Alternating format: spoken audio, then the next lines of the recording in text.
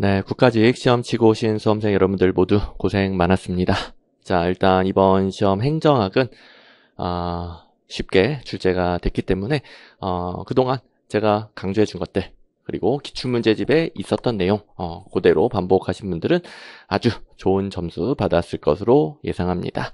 자, 우리 이번 시험이 기출문제에서 거의 다 그대로 출제가 됐는데 그것도 모든 기출문제 아니죠. 제가 단원별 기출문제집 기출에 강한 행정학에 추려놓은 기출문제만으로 바로 풀리는 문제가 대부분이었는데 자, 그 말은 우리가 시험 합격을 위해 가장 중요한 자료가 기출문제입니다. 제가 정말 너무나 모든 강의에서 계속 강조를 드렸듯이 뭐 시험이 어렵게 나오든 쉽게 나오든 뭐 생소하고 지엽적인 게 많이 나오든 적게 나오든 기출문제부터 제대로 공부해야 다른 수험생을 앞서서 합격을 한다. 그걸 실천하신 분들은 뭐 이번처럼 출제가 되면 95, 100 맞고 합격을 하게 되는 겁니다. 물론 뭐 90점도 잘했습니다. 90점이 당연히 아주 잘한 점수지만 95, 100을 제가 언급할 정도로 이번 시험은 기출문제에 있는 내용이 그대로 출제가 됐기 때문에 여러분들이 그동안 공부 방향 합격하는 공부 방법 이걸 제가 강조해 드린 대로 공부했느냐 안 했느냐에 따라서 점 차이가 많이 갈리게 됩니다. 자, 우리 작년 시험이 많이 어렵게 출제가 됐었죠. 그래서 많은 수험생들이 걱정을 많이 하고 특히 이제 생소하고 지엽적인 거 비중이 좀 더 늘어났었기 때문에 그걸 대비하기 위해 온갖 지엽적이고 이상한 것들 다 찾아보고 거기에 시간과 에너지를 낭비한 분들이 꽤 있었을 겁니다. 근데 제가 정말 피토하면서 무지막지하게 강조드렸듯이 그러면 안 된다. 절대로 그러면 안 된다. 우리 시험은 어렵게 나오든 쉽게 나오든 합격하는 방법으로 공부를 해야 되고 그건 어렵게 나오든 쉽게 나오든 다른 수험생을 앞서면 합격하고 그건 우리 제가 모든 강의에서 강조해 준 거 기출문제집에 다 있는 거 그걸 먼저 제대로 하는 것이다 라고 그랬었죠. 그리고 좀 지엽적이고 생소한 게 당연히 행정학은 나올 수 있습니다. 범위가 무한정이기 때문에 나올 수 있는데 다른 수험생을 앞서는 거는 기출문제에 있는 걸로 앞서는 거고요. 그리고 그걸 제대로 했을 때 지엽적이고 생소한 것도 대처가 잘 됩니다. 더 요령도 배우고 더 잘 흡수해서 실제 시험에서도 정답률이 훨씬 높아집니다. 이 원리 제가 작년 시험 끝난 이후에도 그리고 올해 시험 대비를 위한 모든 강의에서 정말 끊임없이 반복해졌다라는 거 아시는 분들은 아실 겁니다. 제가 이 간곡한 여러분들 합격하시라고 조언해주는 것들을 지키신 분들 이미 카페에도 95, 100, 90점 이상 후기들 많이 올라오고 있고 또 아주 합격 유력한 분들 많이 합격 후기가 올라오고 있는데 자, 이 정도 시험에서 본인이 공부를 그동안 좀 많이 안 해서 공부 기간이 짧아서 점수가 낮은 건 괜찮겠지만 공부를 오래 했음에도 불구하고 점수가 많이 낮다. 그럼 우리 공무원 객관식 행정학 시험에 맞지 않는 방법으로 공부를 한 거죠. 시험 공부는 시험 문제를 모르면 그냥 불가능한 겁니다. 행정학 자체랑 씨름하시면 안 돼요. 우리 공무원 행정학 시험 문제가 어떻게 나오는지 확인하고 그 문제를 풀 수 있게끔 내용도 이해하고 문제를 풀기 위한 것들을 정리하고 암기해 나가셔야 됩니다. 그걸 이제 해설 강의로 뼈저리게 느껴보고 이번에 좀 공부를 오래 했음에도 불구하고 점수가 아쉬운 분들은 앞으로는 합격하는 방식으로 공부를 하셔야 되겠죠. 자, 우리가 추구하는 건 뭐다? 시험이 어렵게 나오든 쉽게 나오든 생소하고 지엽적인 게 많이 나오든 적게 나오든 다른 수험생을 앞서서 합격하는 방법으로 공부한다. 그리고 앞에서 제가 계속 반복드렸듯이 그 기준 제일 중요한 거 기출문제 그동안 단원별 기출문제집의 기출문제랑 이번 시험 문제 제가 일일이 다 비교를 해드릴 거예요. 이게 기출문제에서 이렇게 똑같이 나왔다고 요걸 잘 못 느끼신 분들도 있을 겁니다. 왜냐면 기출문제 한두 번 본다라고 해서 바로 맞추는 게 아니죠. 당연히 기출문제 반복 회독이 필요합니다. 회독. 근데 어쨌든 여기서 똑같이 나오니까 그걸 회독한 사람들은 점점 점수가 올라갑니다. 그걸 뼈저리게 느껴보는 시간이 해설 강의입니다. 제가 일일이 이번 시험 문제랑 기출문제집의 기출문제 다 비교를 해드릴 것이고, 그리고 뭐 좀 생소하다, 처음 출제를 했다 싶은 문제가 2문제가 있긴 한데, 그것도 이번 시험은 다 풀 수 있었던 문제들이에요. 그걸 어떻게 풀어나가는지 한번 같이 알아보겠습니다. 자, 일단 제가 이렇게 틀을 3가지로 나누는데, 혹시 뭐 제 해설 강의를 처음 보신 분들도 있을 테니까 간략히만 설명을 드릴게요. 뭐 초반부는 제 강의를 안 들으신 분들도 있으니까 조금 이런 부연 설명이 있을 수 있습니다. 자, 제가 기출문제로 구분하는 게 그동안 단원별 기출문제집 1600문제 정도의 기출문제에서 그대로 출제되는 거, 9급 평균적으로 한 85점어치 정도가 되는데, 이번 시험은 평균보다 높습니다. 90점은 그냥 바로 맞출 수 있었던 문제이기 때문에 이번 시험은 대비 가능한 거에서 거의 다 나왔다. 게다가 난이도도 매우 떨어집니다. 거의 똑같이 나왔기 때문에 여기는 다 맞춰야 된다는 소리가 되겠죠. 그리고 생소한 문제로 분류하는 건 처음 출제되긴 했어요. 기출문제집에 기출문제를 바로 해결은 안 되는데, 그래도 강의 시간에 배운 거, 그리고 생소한 문제, 우리 해결한 요령을 여러 강의에서 같이 훈련을 해왔단 말이에요. 저랑 같이 한 훈련으로 풀 수 있는 것들을 이제 생소한 문제로 분류를 하는데, 이번 시험은 2문제. 여기 이제 풀 수 있었다는 소리죠. 그리고 제가 100점 방지로 분류하는 건, 이건 너무 많은 수험생들이 100점 맞을까봐, 그럼 변별력이 떨어지니까 진짜 손도 못 대는 문제 넣을 수 있는데, 이번에는 그런 문제도 없었습니다. 그렇기 때문에 100점이 가능한 시험이었고요. 이미 뭐 100점 후기들 많이 올라오고 있죠. 그리고 자, 90점도 잘 본 거라고 그랬지만 여기서 다 맞췄다. 이 2개는 틀렸다 하더라도 90점 잘 봤어요. 혹은 여기서 사람이니까 실수 하나 할 수 있죠. 근데 생소한 문제 같이 훈련했던 대로 대처를 하나 했다. 뭐 90점 아주 좋습니다. 근데 그래도 난이도상 고득점했습니다 라고 말하려면 95점 이상은 돼야 되는 시험입니다. 그리고 뭐 작년 시험 기준으로는 합격생들도 80점, 85점 많았습니다. 작년처럼 출제가 되면 80, 85점 맞고 합격을 하는 거고요. 왜냐하면 80, 85점만 맞아도 다른 수험생을 넉넉하게 앞서니까요. 근데 이번은 난이도가 떨어지기 때문에 80점 아래로, 자 80점 포함입니다. 80점 아래로, 80점도 잘 본 게 아닙니다. 또 분발을 해야 되는, 그동안 좀 공부를 오래 했음에도 불구하고 이 시험에서 80점 밑이다. 그러면 이 2개를 틀렸다 가정해도 여기서 2개 이상 틀린 거란 말이에요. 여기는 다 기출문제집이 있었던 거고, 그것도 대부분 쉬웠는데, 그러면 내가 합격을 위해 먼저 제대로 공부해야 될 것을 제대로 안 한 거예요. 제가 정말 강의를 10년 넘게 하면서 똑같은 얘기를 10년 동안 정말 수백, 수천 번 반복을 했겠죠. 근데 이제 새로운 수험생들이 들어오다 보니까 제가 계속 끊임없이 반복을 드리는데, 그동안 빨리 합격하고 빨리 공무원 되신 분들, 뭐 어떤 과목이든 마찬가지입니다. 기출문제부터 제대로 마스터하고, 회독수 충분히 쌓고, 그걸 바탕으로 좀 어려운 거, 생소하고 지엽적인 거, 바탕으로 대비를 하는 겁니다. 자, 아무튼 여기서 2개 이상 틀리면 정말 너무 쉬운 걸 틀린 겁니다. 자, 그리고 찍어서 여기서 맞췄을 수도 있단 말이에요. 그럼 더 틀렸겠죠. 그래서 정말 분발하셔야 되겠고, 이제 제대로 앞으로 잘하는 게 중요하죠. 앞으로 잘하기에 같이 일일이 비교를 해봅시다. 자, 일단 출제 영역 분포는 인사이론이 조금 많이 나왔다. 뭐 행정학, 총론은 요즘 공무원 시험이 많이 안 내는 추세이긴 하죠. 좀 추세대로 좀 덜 나왔고, 2문제면은 그것보다 좀 덜 나온, 그리고 국가직이지만 지방자치로 언제든지 3문제 나올 수 있다라고 그랬죠. 물론 이제 평균적으로는 지방직보다는 덜 나오지만, 자, 아무튼 뭐 요 정도에다가 뭐 더 자세한 출제 단어는 제가 해설지에다가 자세하게 다 표로 만들어 놨으니까 참고를 해서 부족한 부분 보충해 주시면 되겠고, 자, 이제 1번 바로 갑니다. 자, 정부 실패의 원인인데, 자, 정부 실패의 원인 쪽은 개념 많이 물어본다. 그동안 기출문제가 항상 그랬어요. 뭐 시장 실패 원인이든 정부 실패 원인이든 다 개념 물어보긴 하지만 정부 실패 쪽을 훨씬 더 많이 물어본다.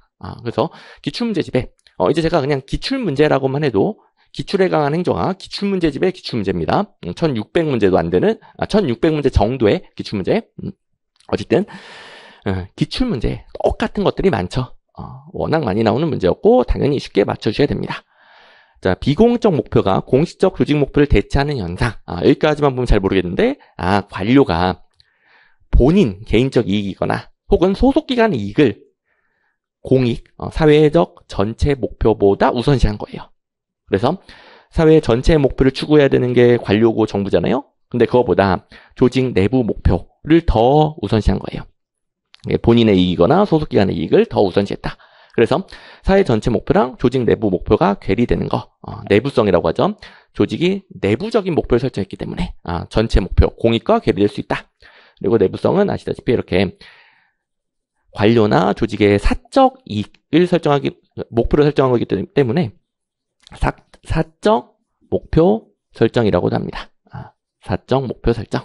그래서 이렇게 정부 실패의 원인 문제는 개념 잘 물어본다. 자, 그리고 이렇게 제가 기출문제집에 기출문제랑 다 일일이 비교시켜 드린다고 했잖아요. 우리 25년도 대비 단원별 기출문제집에서 177번에 정부 실패 요인에 대해서 4번 내부성이란 공공조직이 공익적 목표보다는 관료 개인이나 소속기관의 이익을 우선시하더라.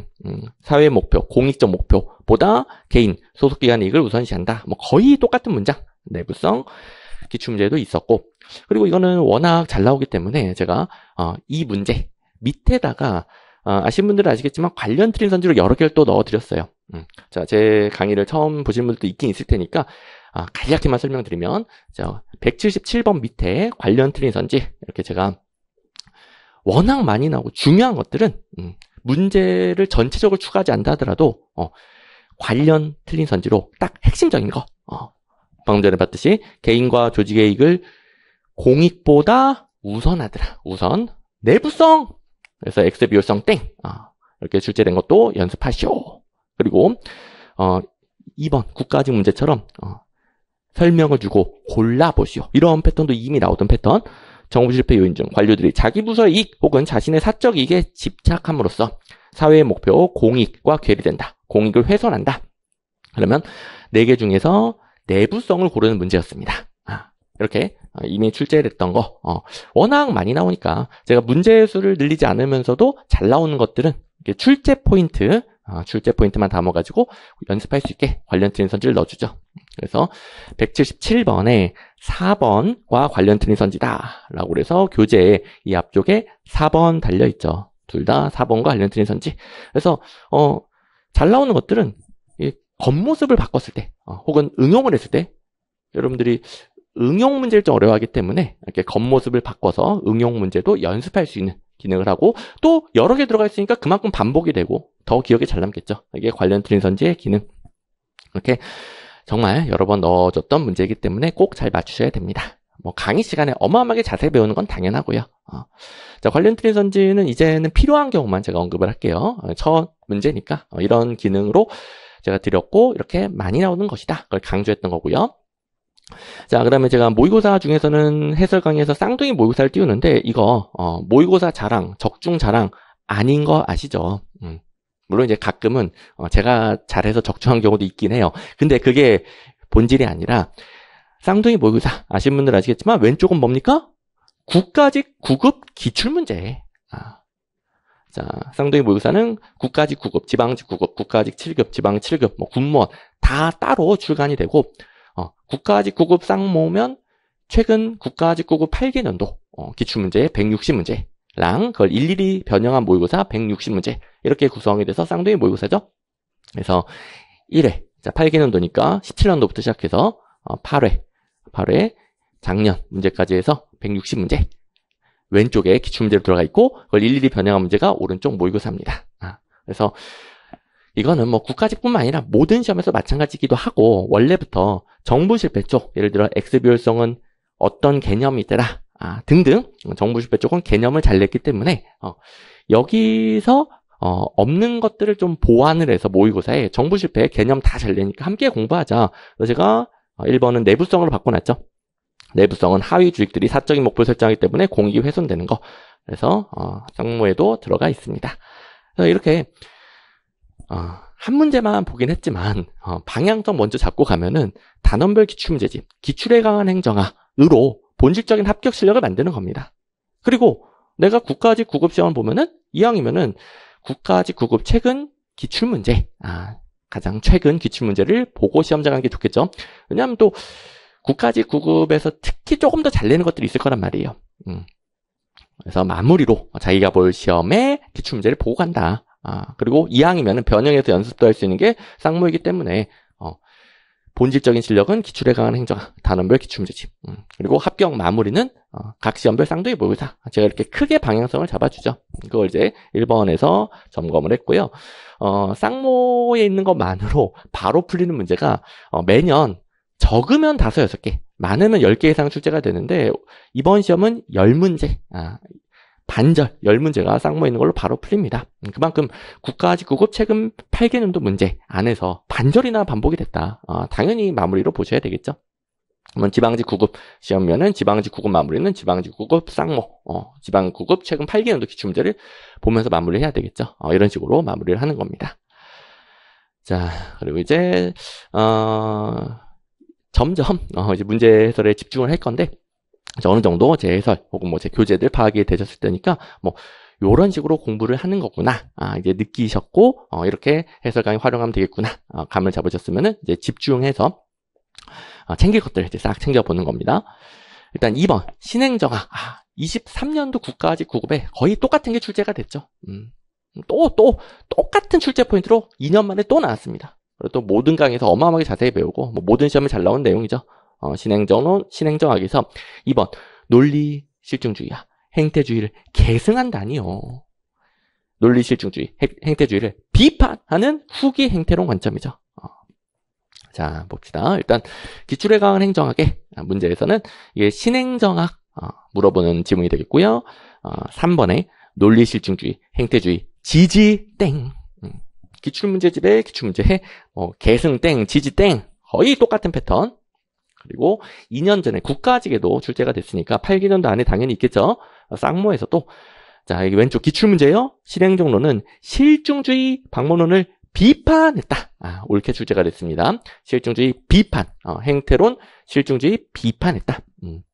그리고 뭐 실증주의만 기출문제 쪽에 있으니까 이제 한 방에 정리하세요라고 해서 변형시켜준 게 모의고사에 신행정론은 행태론, 논리 실증주의 둘 다 비판했다. 둘 다 비판했다. 이렇게 넣어놨죠.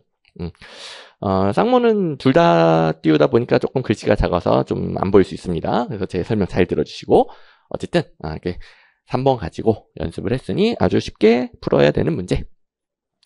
자, 나머지를 또 워낙 중요합니다. 같이 봅시다. 일단 1번 미국의 시민권운동, 빈곤문제 등등등 각종 사회 문제들이 있었어요. 그 문제를 논리 실증주의랑 행태주의가 해결하지 못하고 있다라고 비판했습니다. 자, 자세한 내용을 생각하겠지만 논리 실증주의, 행태주의는 사회 문제 해결에 도움이 안 된다. 라고 후기 행태주의, 신행정학이 비판을 했죠. 자, 그리고 뭐 능률 지상주의, 뭐 능률성만 강조하는 것에서 탈피하여 사회 문제 해결 위한 적실성 있는 처방, 뭐 적절한 처방, 그리고 사회 문제 중에 이런 빈곤 문제 있잖아요. 빈곤 문제 해결 위한 사회적 형평성, 이런 가치를 강조하게 됩니다. 특히 이제 신행정학에서 강조하는 행정가치 딱 하나 골라보시오. 비형 참고행. 제가 2문제까지 따질 정도로 사회적 형평성 중요하죠. 그리고 이 사회문제 해결을 위해 정부가 적극적으로 나서라는 거예요. 그래서 4번 정치와 행정의 긴밀한 관계를 주장한 점에서 정치행정 2원론, 1원론 중에서는 1원론적 관점 평가를 받죠. 정부, 행정이 사회문제 해결을 위한 정치적 결정까지도 관여를 해야 된다. 자, 나머지도 아주 중요한 내용들이었고, 그리고 제가 이제, 기출문제로 띄우는 것들 중에서, 이번 문제 정답 고르는 것에 직결되는 거 위주로 설명을 드릴 건데, 이거는 워낙 중요하니까 여러분들 다 보는 게 좋습니다. 제가 해설지에는 다 넣어놨습니다. 지금 노란색 될 것들만 간단히 봐도 미국 사회 혼란을 해결하지 못하는 학문, 행태주의겠죠? 그 무력함에 대한 반성이니까 후기 행태주의겠죠? 신행정학. 또 뭐 와일드의 신행정학, 실천적 성격, 적실성, 그다음에 행정의 적적 역할, 사회적 형평성, 능률성 강조는 땡, 사회적 형평성 강조 이런 것들 보이죠? 여러분들 또 스스로도 연습을 해주시고 자, 또 나올 수 있는 아주 중요한 내용입니다. 자, 이제 3번 정책 의제설정 모형에 대한 설명으로 옳지 않은 것은 자, 외부 주도형, 동원형, 내부 접근형 세 가지를 구분하는 게 주로 나오는데 가끔씩 나오는 게 공고화, 구치기형이죠. 공고화, 구치기형은 많이 나오진 않는데 나오면 패턴이 정해져 있습니다. 기출문제에 있었던 게 똑같이 또 나왔습니다. 그래서 바로 기계적으로 풀 수 있었어야 되는 문제. 더 중요한 1, 2, 3번 먼저 지어봅시다. 1번 외부 주도 모형은 정부 외부에서 주도하여 사회문제가 공중의제로 설정이 됩니다. 그리고 공중의제 단계를 거쳐서 마지막에 정부의제, 공식의제로 설정이 되죠. 그에 비해 동원 모형은 정부가 먼저 정부의제, 공식의제를 채택합니다. 그리고 나중에 공중의제를 시도하니까 지금 순서가 바뀌어있죠. 1번, 2번 순서 다르다. 아주 중요한 내용. 3번 내부 접근형은 정부 내부자나 그들과 밀접한 관계가 있는 집단에 의해 의제가 설정된다. 이렇게 내부에 그러니까 정부 내부에 특정 집단이 은밀하게 접근해서 그들이 원하는 걸 의제로 설정합니다. 그리고 공중의제가 없어요. 이건 내부에 은밀하게 접근하는 모형이다 라고 그랬죠. 자, 여기서 동원형 정부에서 먼저 의제 설정한다 랑 선생님 3번에 정부 내부자 있잖아요. 동원형 아닌가요? 이렇게 마구마구 섞어버리면 안 되죠. 이렇게 단어 하나만 보고 판단하면 안 되는 부분이에요. 제가 이 부분은 모든 강의에서 정말 자세하게 이해를 시켜드리죠. 왜냐하면 많은 수험생들이 단어 하나만 보고 잘못 판단해서 문제를 틀리고 옵니다.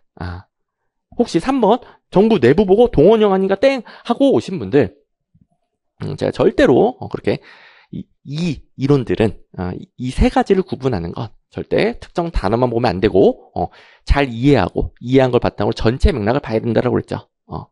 자, 내부 접근형은 정부 내부자든 뭐 예를 들어 뭐 관료 집단이든 그들과 밀접한 관계에 있는 뭐 외부 집단이든지 간에 특정 집단에 의해 의제가 설정되고 끝이에요. 끝. 공중의제 과정, 국민들의 동의를 구하는 과정이 없더라. 끝. 이게 중요한 겁니다. 그죠?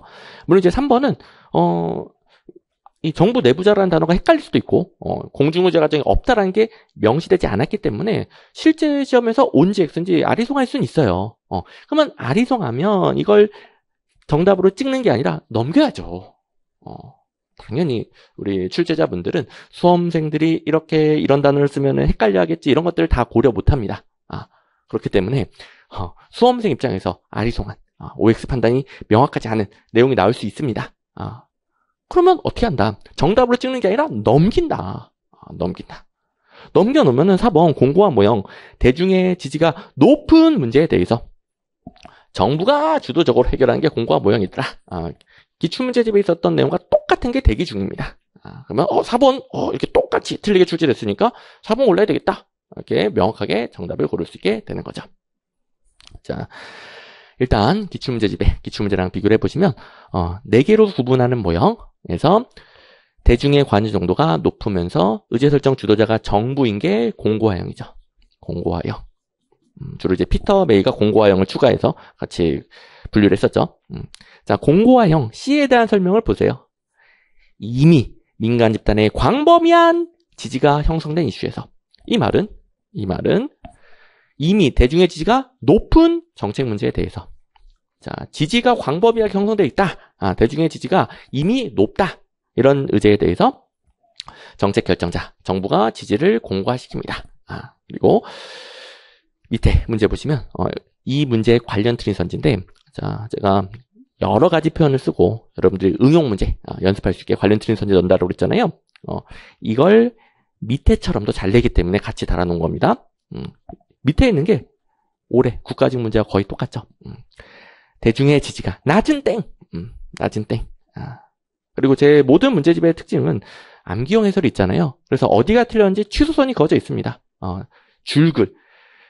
긴 글에서 어디가 틀렸는지 찾아야 되는 게 아니라 여기 찍. 취소선이 그어져 있어요. 이렇게 연습을 했으면은 여기 똑같은 문장이네. 똑같은 부분 틀렸네. 바로 알 수 있었을 겁니다. 자, 암기형 해설이 어느 부분이 틀렸다. 옳게 고치면 어떻게 고쳐야 된다. 이렇게 다 객관식 행정 시험 문제 해결에 아주 중요한 것들을 떠먹여주는 해설이죠. 게다가 공고형 보니까 정부 주도예요. 정부 주도니까 이번 기출문제는 2군데나 틀렸습니다. 시민사회 주도 아니죠. 정부 주도입니다. 더더욱 쉬운 문제가 되는 거죠. 그래서 공고하여 어쨌든 나온 김에 한 번 더 이해를 보시면 이미 대중들이 좋아하는 게 있어요. 지지를 하고 있는 게 있어요. 정부가 알았어. 채택해 줄게. 그냥 굳히기만 하는 거예요. 공고화형, 굳히기형이라고 하는 거고요.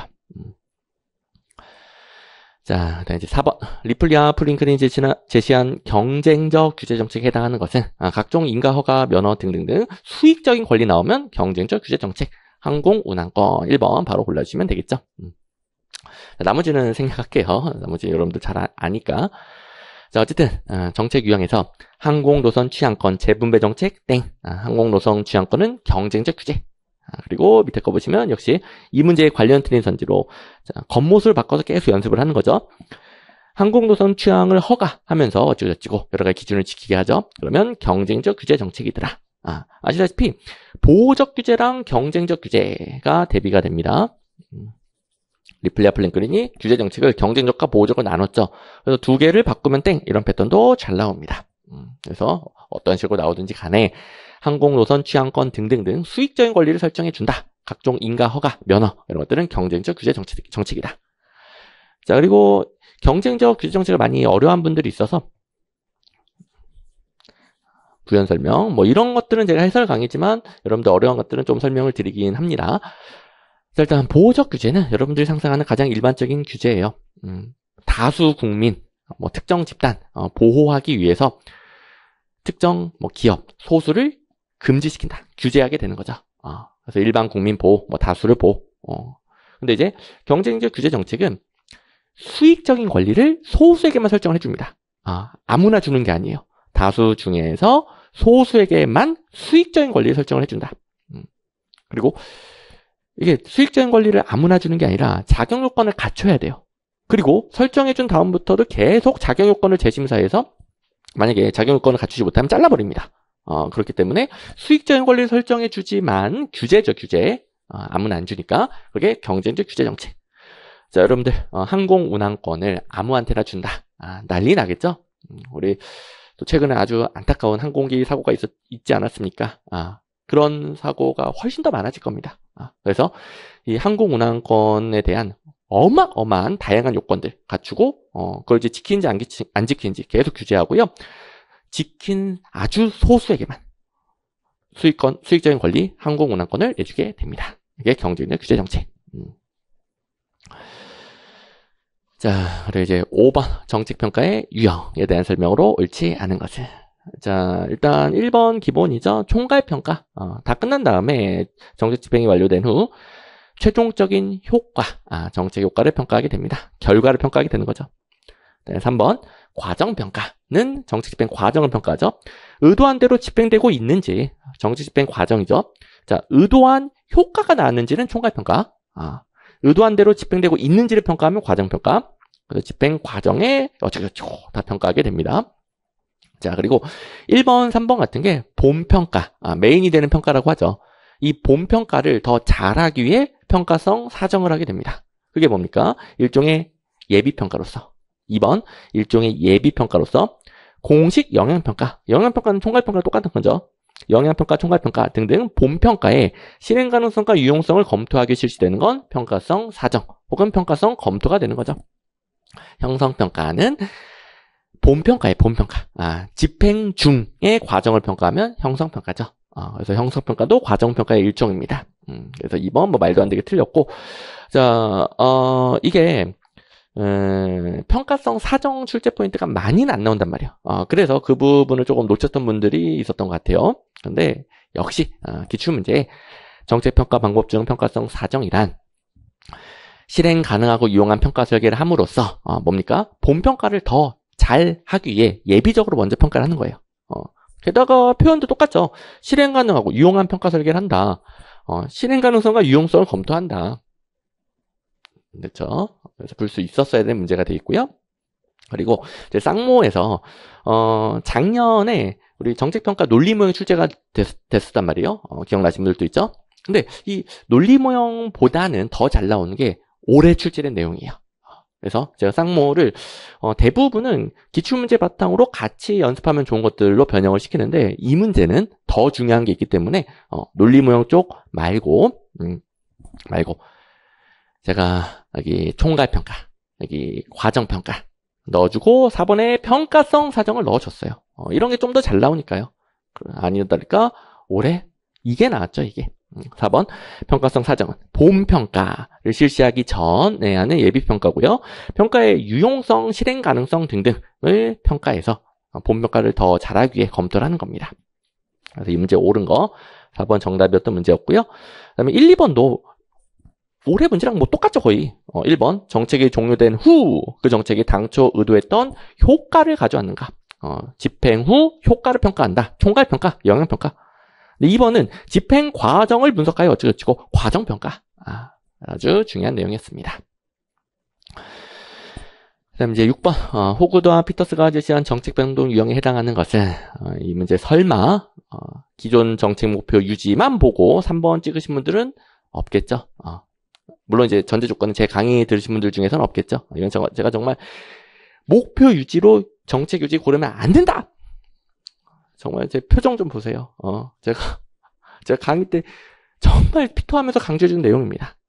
또 수험생들이 많이 헷갈려 하기 때문에 출제자들도 그걸 알고 이런 식으로 출제를 하고요. 이미 이런 식으로 기출된 사례가 많습니다. 그리고 매 시험마다 또 실수하고 오신 분들이 있어서 제가 정말 피토하면서 강조드렸기 때문에 이걸로 안 골랐죠. 자, 기존 정책 목표를 유지하는 건 정책 유지도 그렇고요. 승계도 그렇습니다. 둘 다 목표는 유지합니다. 그러면 정책 유지랑 승계 구분하는 건 뭡니까? 정책의 기본적인, 근본적인 성격이 변하는가? 실질적인 내용이 변하는가? 혹은 기존 정책 말고 아예 새로운 정책으로 대체를 하는가? 이걸 잘 봐야죠. 기본적 성격, 실질적인 내용이 변하지 않으면 유지. 기본적 성격, 실질적인 내용이 변한다. 혹은 새로운 정책으로 아예 대체된다. 승계가 되는 거죠. 정답은 1번이 되겠습니다. 자, 우리 기출문제집에 아주 그냥 기본서처럼 공부할 수 있는 문제 제가 넣어놓은 문제가 있죠. 자, 일단 1번을 먼저 보시면 승계는 정책 목표는 변화되지 않지만 이건 뭐 유지든 승계든 마찬가지예요. 근데 정책 수단이 사업이나 사업을 담당하는 조직 예산 항목에서 중대한 변화가 일어난다. 이런 표현이 있어야 돼요. 중대한 변화가 일어난다는 점에서 정책 유지랑 다르다. 옳은 선지. 자, 목표는 유지합니다. 목표는 유지합니다. 그다음에 4번이 또 승계인데요. 승계와 관련된 모든 표현이 이 문제 1번, 4번에 다 있습니다. 중대한 변화, 기본적인 성격을 바꿔, 정책의 근본적인 수정, 기존 정책을 없애버리고 새로이 완전히 대체. 이번 시험은 이 표현으로 나왔을 뿐 기존 정책을 완전히 바꿔버린다. 이래야 승계가 되는 거죠. 그렇죠? 그래서 뭐 기본서처럼 공부할 수 있는 문제라서 이것만 잘 공부하셨어도, 그리고 뭐 제가 이 네 가지를 구분할 때 핵심이 되는 것들은 표로 다 정리를 해줬잖아요. 강의에서도 제가 피토하면서 강조드렸던 것들 잘 기억하고 있었으면 쉬웠던 문제. 근데 제가 이 문제에서 하고 싶은 말이 하나 있는데 제 기출문제집에 가끔씩 이렇게 오래된 문제가 있어요. 선생님 20년 전 문제인데요. 이것까지 봐야 돼요? 이렇게 똑같이 나오는데 이렇게 똑같이 나오는데 자, 제가 오래된 문제 중에 그냥 내비두는 문제는 앞으로도 똑같은 문제가 계속 나올 내용들입니다. 물론 이 문제보다 더 연습하기 좋은 문제가 나오면 교체를 해요. 근데 완전 이거 기본서잖아요. 2번, 3번도 제가 생략하고 있지만 아주 공부하기 좋은 문장들입니다. 여기서 어마어마한 문제가 계속 반복 출제가 돼요.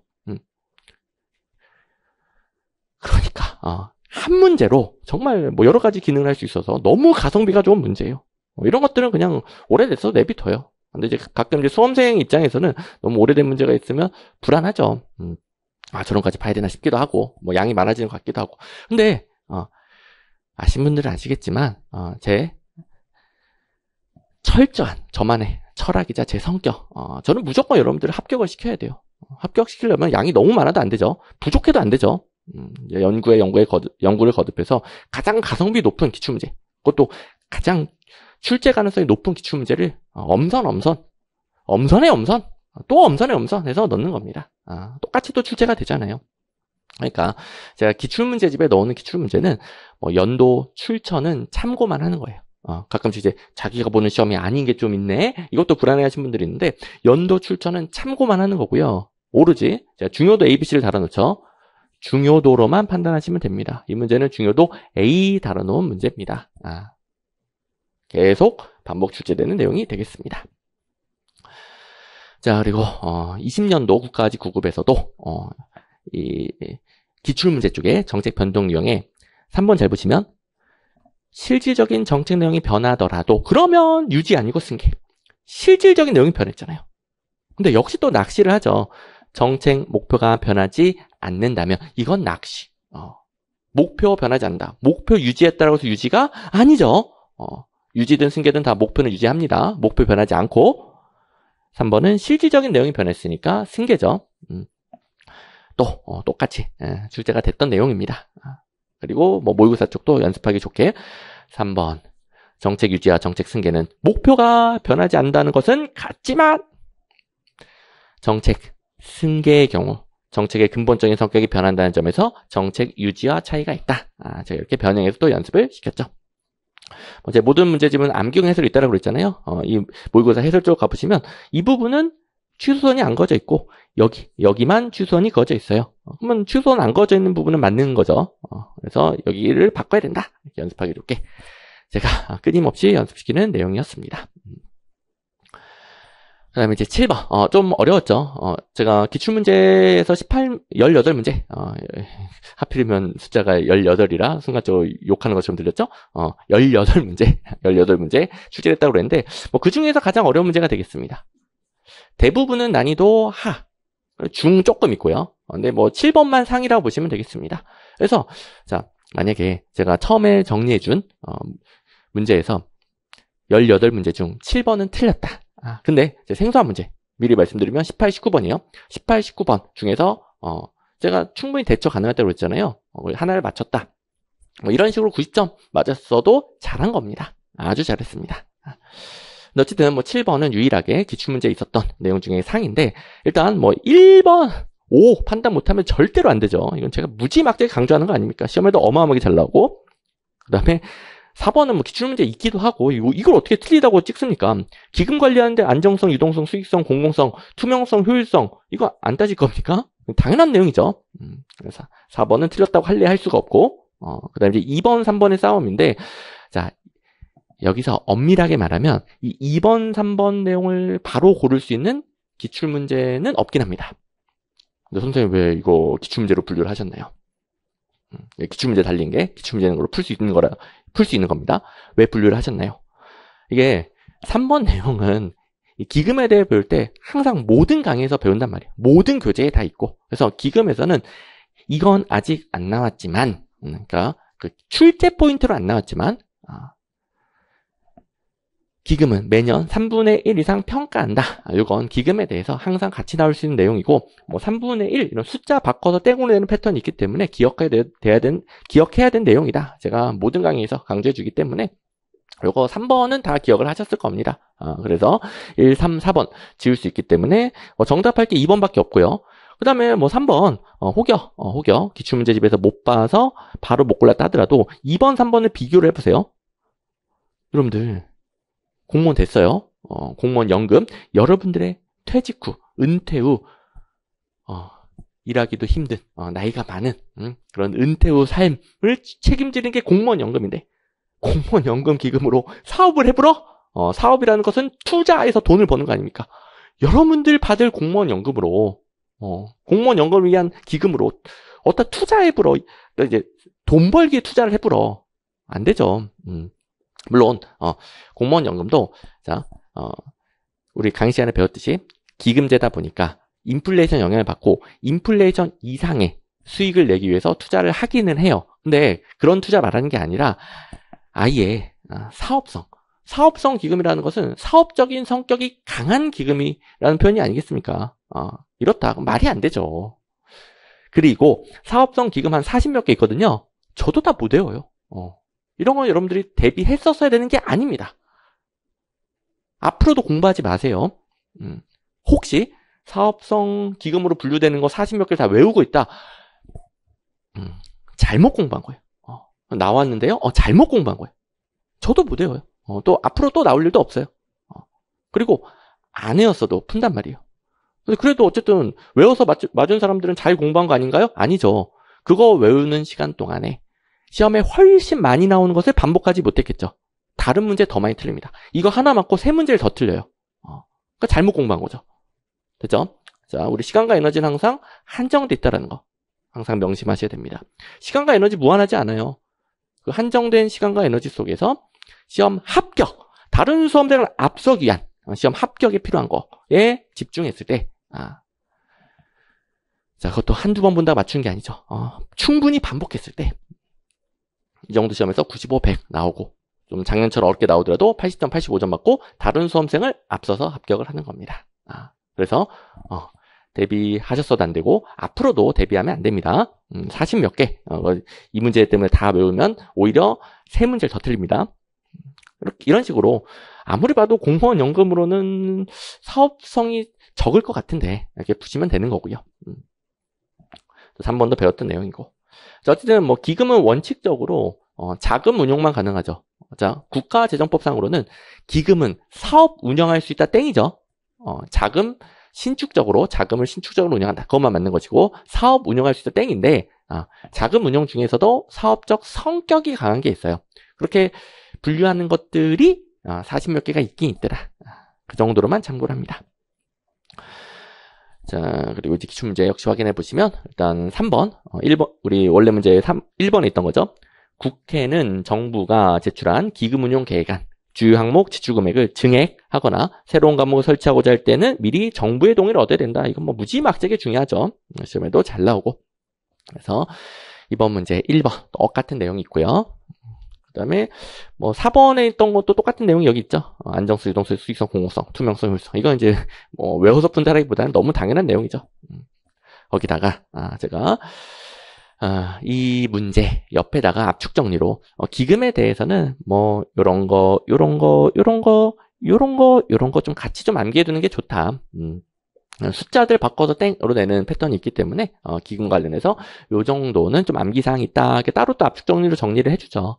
그래서 모든 강의에서도 배우기도 하고 모든 교재에 다 있고 기출문제 집에도 역시 기출문제 자체로는 없어도 표로 다 있고 하니까 자 이거는 회독수가 늘어날수록 그러니까 커리큘럼 따라 반복 횟수가 늘어날수록 점차 더 쉽게 맞추게 됩니다. 어쨌든 난이도 상이고 이 문제는 그래도 18문제 중에서 유일하게 제가 틀렸어도 그나마 괜찮다라고 할 수 있는 문제. 그러니까 뭐 이 문제 틀렸다고 해서 너무 또 실망하지 마시고요. 근데 저는 이제 앞으로 이렇게 대비를 해야 된다. 여러분들 방향성을 잡아주는 겁니다. 자, 그리고 8번 가보시면 성과주의 예산제도 옳은 것만을 모두 고르면 뭐 기억은 기계적으로 땡이죠. 행정의 재량 범위를 축소, 입법부의 통제가 유용하다. 품목별 예산제도 뭐 가장 많이 나온 내용입니다. 품목별 예산제도 통제 용의가 성과주의에서 땡으로 잘 나오죠. 그다음에 니은 각 사업마다 가능한 한 업무 측정 단위를 선정하죠. 업무 단위 곱하기 단위 원가로 예산을 배분합니다. 업무 단위, 업무 측정 단위 사업마다 설정하죠. 니은 당연히 맞고 뭐 디귿 저도 몰라요. 이런 사례 어떻게 다 외우겠습니까? 역시 이 사례를 알고 있다. 잘못 공부한 거예요. 이런 사례는 몰라도 이 문제 푸는데 전혀 지장이 없습니다. 뭐 무수히 많은 사업이 있겠죠. 리을 이 제도는 70년대 땡이죠. 이건 뭐 순서 전통우주 예산제도 4가지 순서 문제가 잘 나오고 그러다 보니까 대략적인 시기를 알고 있어야 되고 뭐 연도를 정확히 외울 필요는 없지만 70년대 하면 영기준 예산제도 우리 전통적 예산제도 4개 중에 가장 마지막이 70년대의 영기준 예산제도입니다. 그러니까 바로 풀 수 있었을 거고요. 그래서 기억, 리을 지워서 디귿 뭐 전혀 몰라도 니은 디귿 정답. 자, 기출문제 확인해 보시면 성과주의 예산제도에서 입법부에 의한 통제에 효과적이다 땡. 품목별 예산이죠. 1번하고 똑같고. 그다음에 뭐 직접 연도가 언급된 문제는 없긴 하지만 뭐 모든 강의에서 배우니까요. 자, 품목별 예산 대공황 이전. 자, 이제 연도 정확히 외울 필요 없다라고 그랬죠. 대공황 이전 어떻게 표현할까요? 30년대 대공황 이전. 그리고 대공황 이후. 대공황 이후 성과주의 예산. 뭐 4, 50년대. 50년대쯤 성과주의 예산. 그리고 계획 예산이 60년대. 그러면 요 정도만 필기를 해봅시다. 50년대, 60년대, 영균 예산이 70년대. 결과 기준은 신공공관료에 따른 신성과주 예산 개혁이죠. 80년대. 그래서 이런 순서 문제가 원래부터 나오고, 그리고 쌍모에도 이 힌트가 되는 게 있어서 넣어놨는데, 이제 품목별 예산에 대해 옳은 거 한 다음에 1번 지출 통제, 공무원 의뢰금 회계 책임을 확보할 수 있다. 같은 내용, 모의고사 1번. 테프트위원회 건의로 시행된 정부가 구입하는 투입물에 대한 통제 중심 예산, 품목별이죠, 품목별. 이 문제에선 맞고 성과주에선 틀리고, 그것도 있고. 그 다음에 60년대가 미국 존슨 행정부에 도입된 거 계획예산 제도죠. 계획예산. 그리고 60년대가 계획예산인데 그 전이 성과주의란 말이에요. 그러면 성과주의가 뭐 70년대다 당연히 땡 할 수 있죠. 그래서 뭐 그런 간접적인 힌트가 되는 문제들도 많고요. 또 3번에 이런 힌트도 있네요. 단위 사업별로 업무 단위 곱하기 단위 원가로 예산을 배분한다. 3번은 성과주의잖아요. 성과주의 공부할 수 있는 지문들. 이번 문제에서는 2번에 있었던 내용하고 또 겹치는 것들도 많고. 아무튼 쉬운 문제였습니다.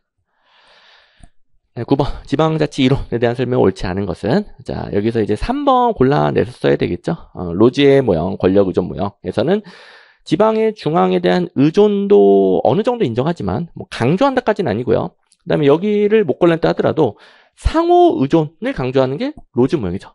중앙과 지방정부의 상호 의존, 상호 의존적 관계를 부정한다 땡.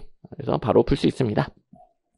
그리고 자 일단 이 문제에서 1번 피터스의 도시 한계론, 이런 이론들은 저도 잘 몰라요. 무수히 많은 이론들이 있다라고 그랬죠. 그걸 전부 다 공부하면 확실하게 떨어지는 겁니다. 확실하게. 정작 출제 포인트로 나오는 거, 로즈 모형은 기출문제에 있었단 말이에요. 이걸 반복할 수가 없어서 온갖 이론들 다 공부하고 문제를 못 푸는 거죠. 이런 잘 모릅니다, 저도. 2번은 모르면 큰일 나죠. 2번 이런 건 잘 나오니까. 시험에 출제 가능성이 높을수록 모르면 큰일 나는 거죠. T분 모형. 주민들의 자유로운 이동을 통해 지방정부가 제공하는 공서비스를 선택함으로써 효율적인 자원 배분이 가능하다. 지방정부들끼리 경쟁적으로 공서비스를 공급하면 효율적인 자원 배분이 가능한데, T분 모양이 발로 하는 투표잖아요. 주민들이 직접 발로 이사가서 지방정부를 선택한다.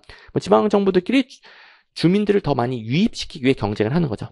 근데 이게 성립하려면 주민들이 이동할 수 있어야죠. 이런 T분 모형은 가정, 전제 조건을 시험에 잘 내죠. 그 다음에 4번 엘코크 모형은 많이는 안 나오지만 그래도 대리인 모형은 라이트 기준으로는 포괄형에 가깝다. 교환 모형은 라이트 기준으로는 중첩형에 가깝다. 동반자 모형이 분리형에 가깝다. 요 정도 감을 잡고 있으면 되고, 대리인 모형이니까 지방정부는 중앙정부의 대리인에 불과하다고 봐요. 그러면 중앙정부가 지방정부를 권력적으로 통제한다. 옳은 내용이 되겠죠. 자, 그리고 3번과 관련해서 기출문제집에 떡하니 기억 로즈 모형은 지방정부는 중앙정부에 완전히 예속되는 것도 아니고, 뭐 의존을 강조하는 게 아니죠. 완전한 예속은 아니고, 그렇다고 완전히 동등한 관계도 아니고, 상호의존한다. 옳은 거 상호의존한다. 로즈는 상호의존. 그래서 뭐 라이트 기준으로는 중첩형에 가까운 거죠. 중첩형, 절충형, 상호의존. 뭐 이것만 봤어도 말도 안 되게 틀렸네. 풀 수 있었어야 되겠고요. 여기. 자, 그리고 이제 10번입니다. 자, 주민참여제도에 대한 설명 옳은 것만을 모두 고르면 제가 뭐 원래부터 미친 듯이 잘 나오고 개정 범용도 있기 때문에 대비해야 되는 주민의 직접 참여제도. 뭐 올해 시험도 아주 유력하다고 그랬죠. 자, 잘 대비하신 분들은 일단 뭐 헷갈리는 게 있다 하더라도 니은은 못 골라낸 분들 없을 것으로 믿고요. 뭐 제일 잘 나옵니다. 주민참여제도 중에 출제 포인트를 제일 잘 나오는 게 니은. 기출문제도 많고. 그다음에 디귿도 주민투표 제외 대상으로서 기출문제집에 똑같은 내용이 있기도 하고, 제가 제외 대상들을 이렇게 물어본다라고 그랬는데 주민투표 암기시킬 때 요령이 있었죠. 돈 관련된 거 안 된다. 주민투표. 자, 주민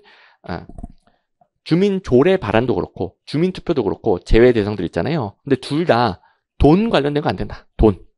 예산 편성, 의결 집행. 돈과 관련된 건 싹 안 된다라고 그랬죠. 이런 요령으로 풀 수 있겠고요. 자, 그 다음에 기억. 혹시 기억을 틀렸다라고 판단해서 꼬여버려서 틀리신 분들이 있을 수 있을 것 같은데, 기억은 개정 법령으로서 꼭 챙겨야 되는 내용이라고 그랬죠.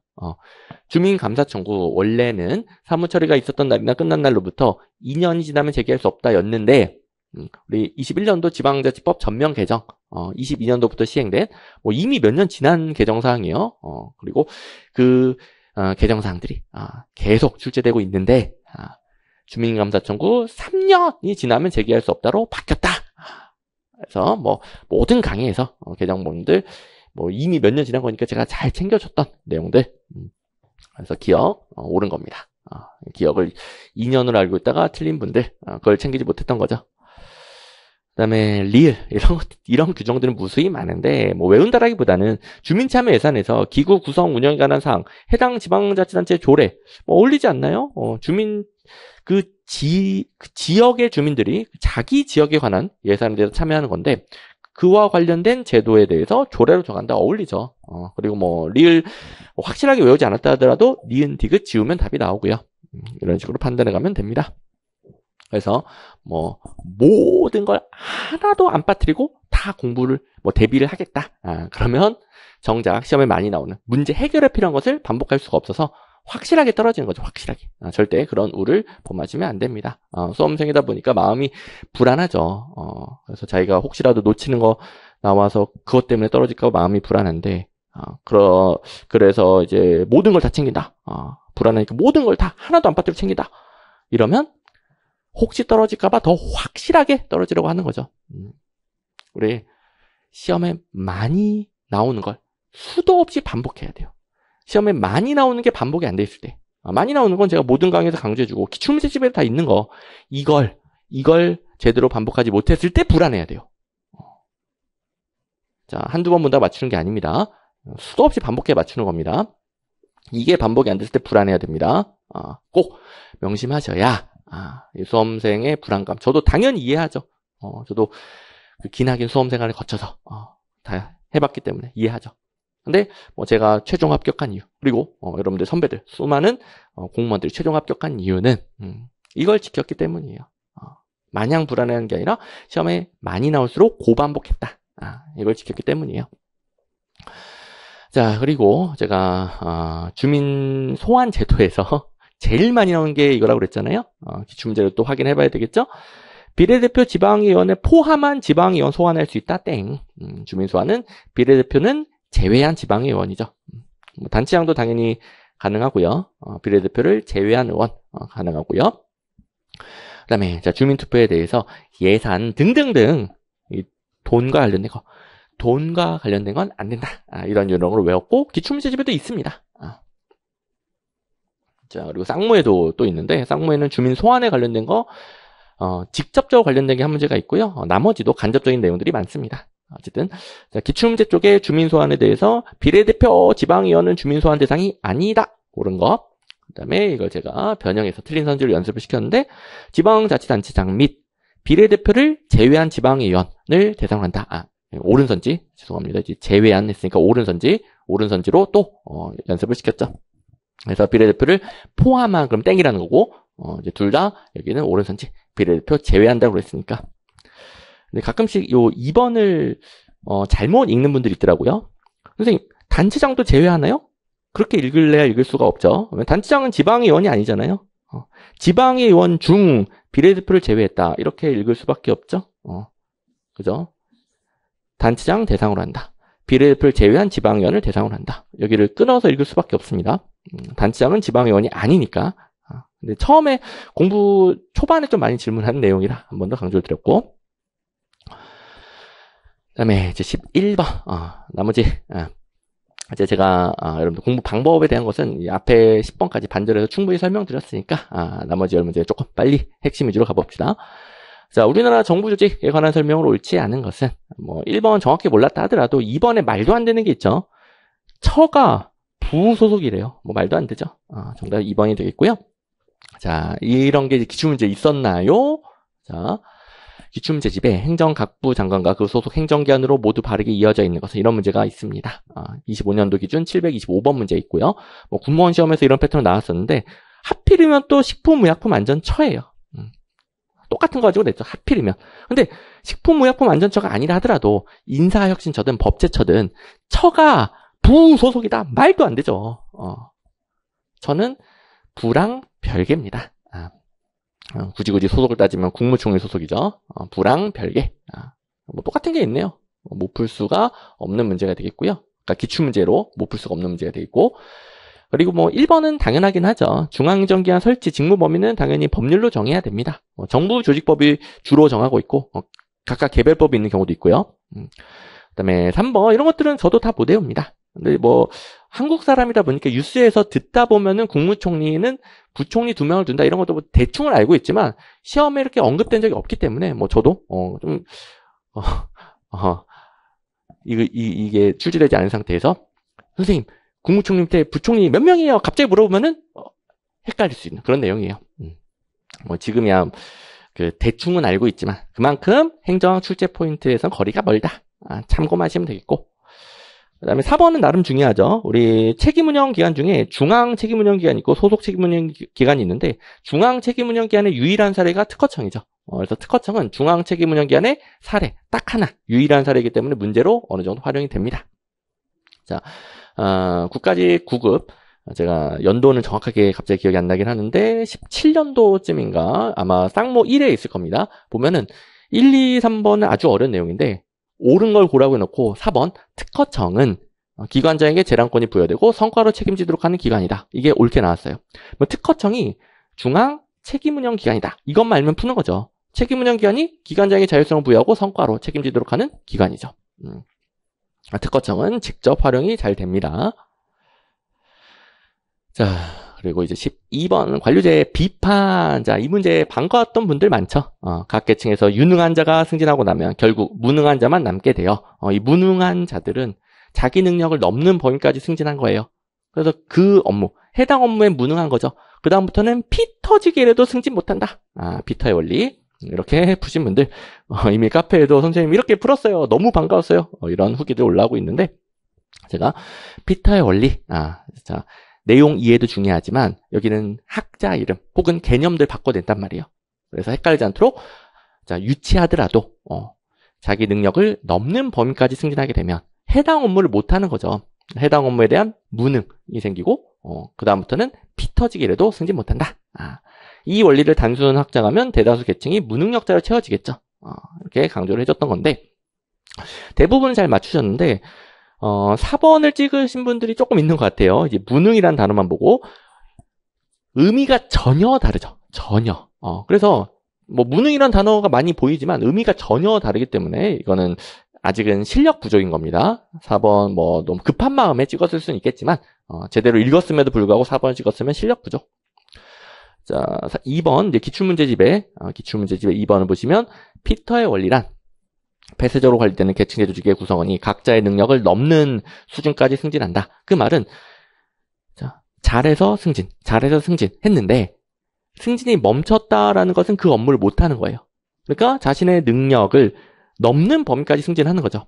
그 다음부터는 피 터지기라도 승진이 안 됩니다. 그러면 그 논리를 확장했을 때 무능한 사람들로 대부분의 보직이 채워지게 되는 거죠. 이게 피터의 원리고 그 다음에 1번이 훈련된 무능이죠. 읽어보세요. 자, 전혀 의미가 다릅니다. 자, 이거는 제가 그 해설제는 같이 안 넣어줬거든요. 문제 해결에 필요한 건 2번이기 때문에 2번만 넣어놨어요. 1번은 해설제 안 넣었기 때문에 지금 잘 들으셔야 됩니다. 배블러는 한 가지 기술만 훈련받고 법규를 준수하도록 길들여진 관료가 일단 앞에 한 가지 기술만 훈련받는다? 분업, 전문화 때문이죠. 하나만 죽어라 하는 거예요.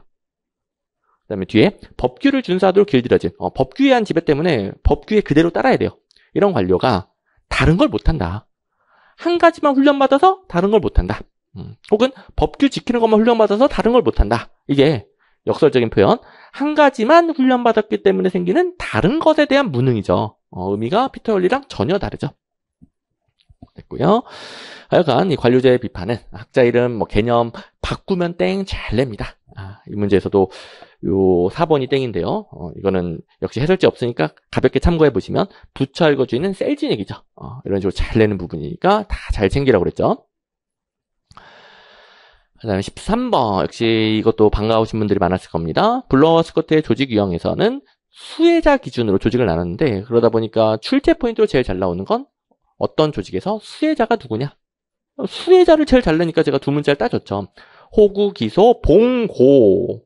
자, 호혜적 조직은 구성원을 위한 거. 호구. 봉고. 고객은 봉사 조직. 고객은 봉사 조직.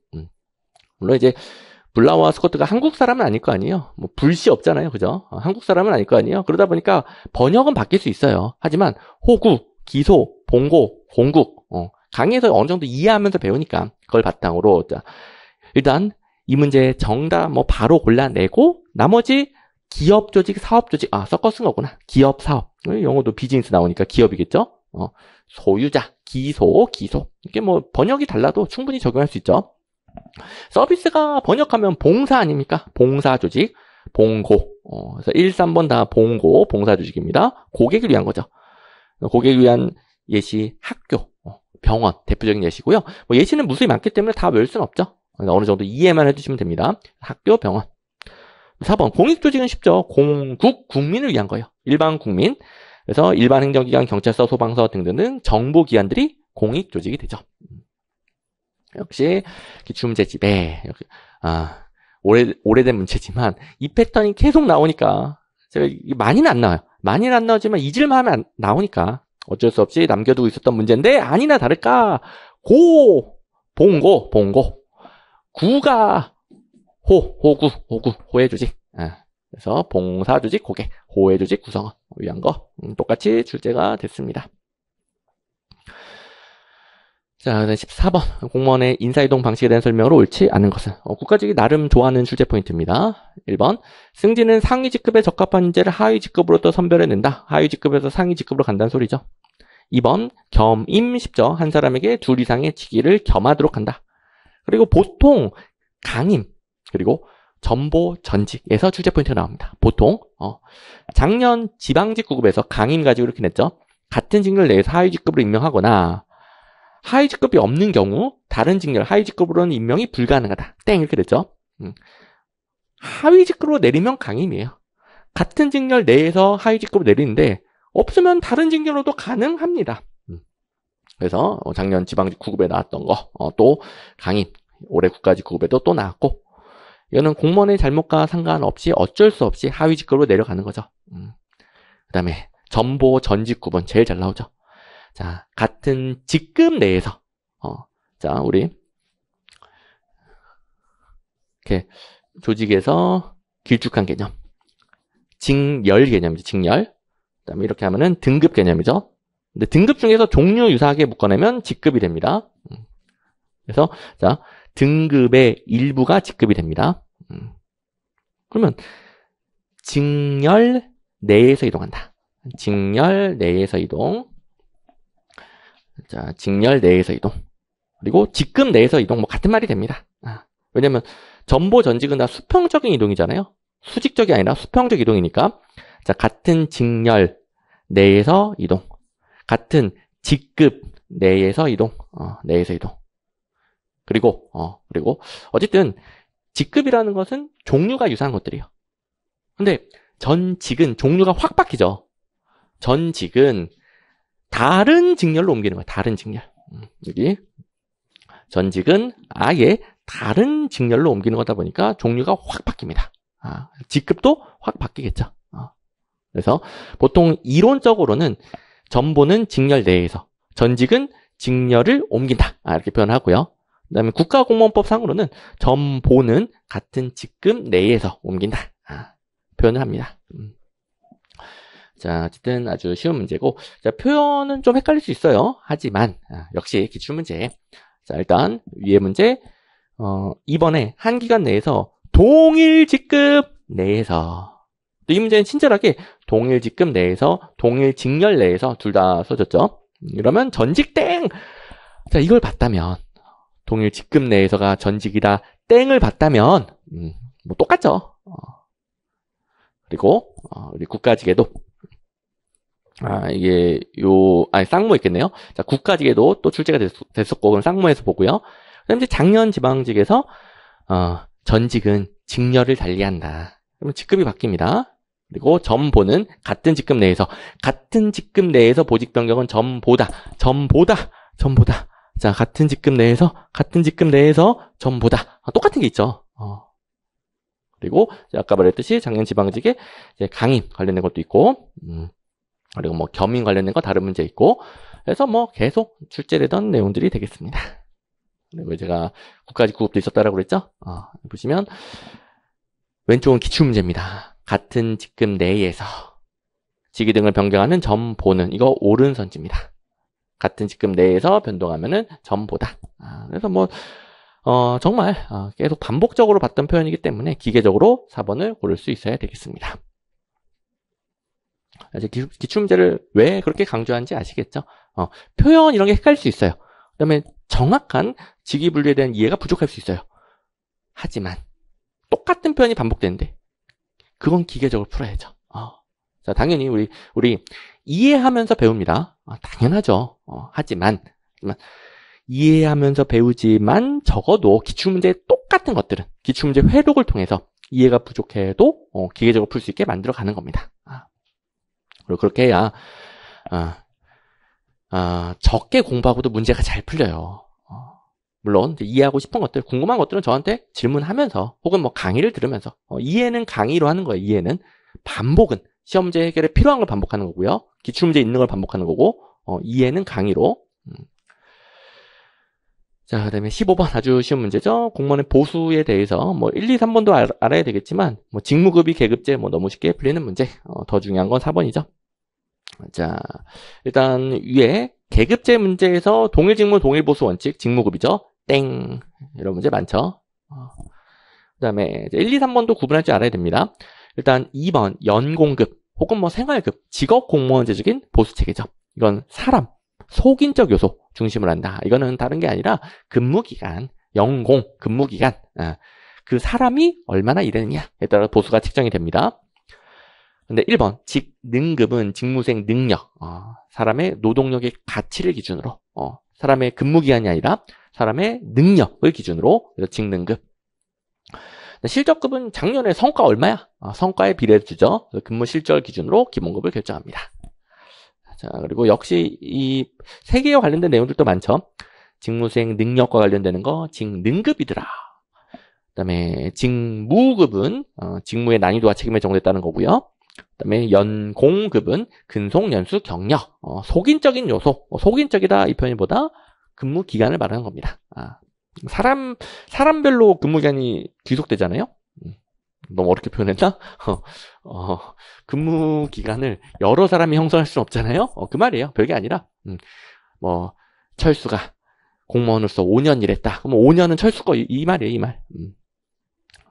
그리고 자, 그리고 이제 쌍모에도 이런 문제가 있는데요. 이것도 그 3년 전 얼마 안 된 국가직 문제예요. 여기서 직업공무원제에서 직무급 땡을 냈어요. 올해는 계급제에서 직무급 땡을 냈고 3년 전에는 직업공무원제에서 직무급 땡을 냈어요. 얼마나 똑같은 패턴이 이렇게 반복이 됩니까? 아시다시피 계급제는 직업공무원제의 공식분류 체계예요. 자, 계급제랑 직업공무원제는 별도의 제도가 아니죠. 무조건 같이 가는 겁니다. 무조건. 어마어마하게 강조드렸던 내용.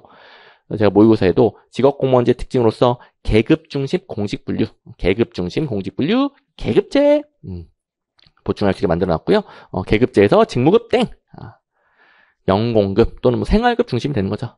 그리고 이제 직무급을 여기가 좀 파여 있어가지고 죄송합니다. 너무 질 뻔했어요. 너무 흥분했네요. 직무급을 풀어놓으면은 동일직무 동일보수죠. 그래서 동일직무 동일보수 직무급, 그리고 기출문제에도 동일직무 동일보수 직무급, 그리고 밑에 직무의 난이도와 책임의 정도에 따라 보수를 연결한다. 그래서 동일직무면 동일보수, 다른 직무면 다른 보수가 되는 거죠.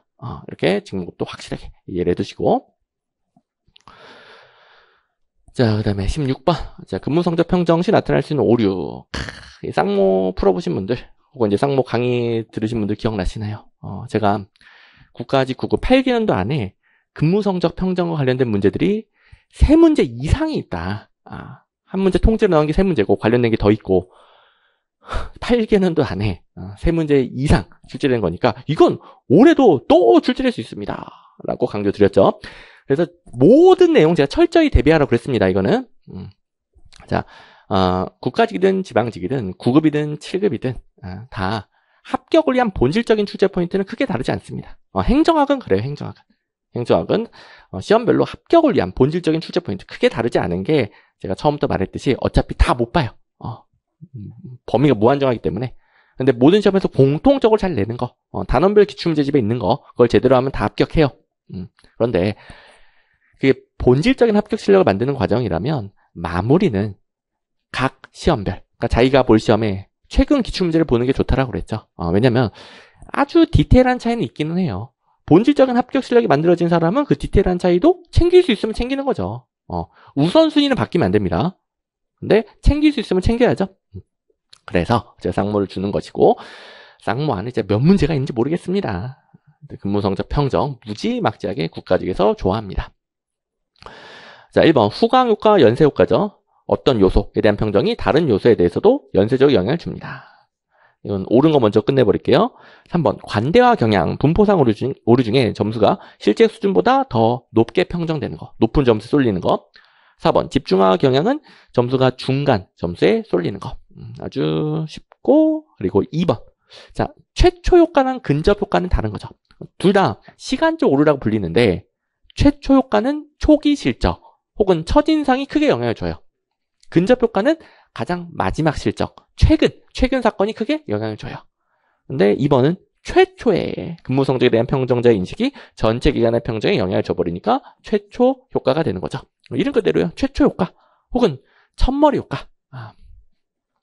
자, 기출문제도 자, 오류에 대해서 1, 2번은 쉬우니까 안 읽을게요. 방금 전 문제랑 겹치는 거 많고, 4번 보시면 시간적 오류에 초기 업적의 영향을 크게 받는 것을 첫머리 효과라고도 한다.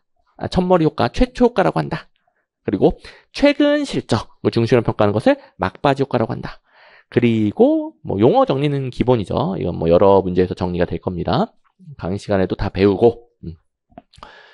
자, 서커스는 용어들이 많을 때 여러분들 혼동 부담스러워 하는데, 기출문제 보다 보면 똑같은 거다, 여러 문제에서 알려줍니다. 자연스럽게 익숙해지죠. 이 문제만으로도 바로 다른 거죠, 구분해야 된다 알 수 있고, 그 다음에 제가 쌍모에 몇 문제가 있는지 모르겠다고 그랬잖아요. 가장 관련된 게 너무 많은데 가장 관련된 거 하나만 넣어놨습니다. 자, 왼쪽에는 근접 효과. 사실 이제 이번 내용은 근접 효과뿐만 아니라 최초 효과, 근접 효과, 시간적 오류에 다 해당이 됩니다. 근데 이제 2번은 구분을 해야 돼요. 첫인상이나 초기 실적이 평정에 크게 영향을 미치는 건 최초 효과다. 그다음에 2번은 출제 포인트는 좀 달랐습니다. 완화 방법으로서 주로 중요 사건 기록법, 주로.